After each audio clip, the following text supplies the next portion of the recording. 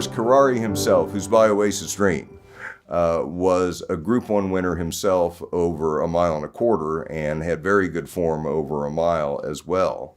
And he's gone down to South Africa, and with the best will in the world, you wouldn't say South Africa's got the strongest mare population in the world.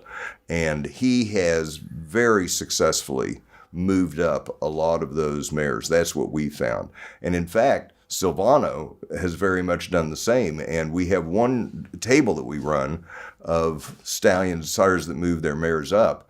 And of the active sires in South Africa, Querari and Silvano are 1-2 on that list. And when you flip it around and do the combined sire plus mare points that we do, Silvano is number 1 and Querari number 2 of the active sires in South Africa. So, and this horse covered relatively ordinary mares. Yeah, very definitely. So obviously, with better mares, you can imagine he's going to have a more significant impact. Yes, absolutely.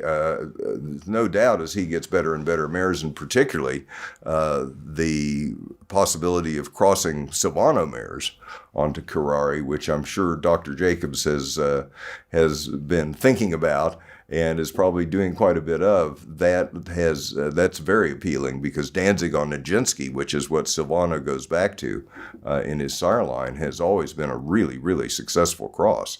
So I think as he gets better mares and as he gets more Silvano mares, it's the future is extremely bright.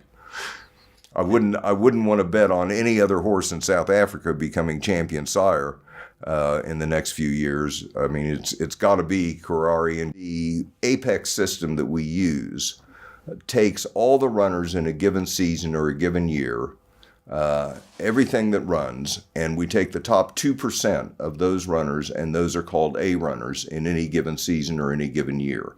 So it's obviously quite a high standard, and it's determined in this case by earnings rather than by black type.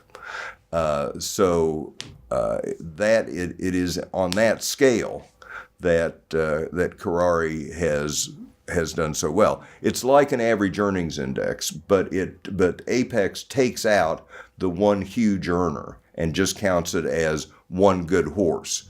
So you don't get the distortions that you get in the average earnings index.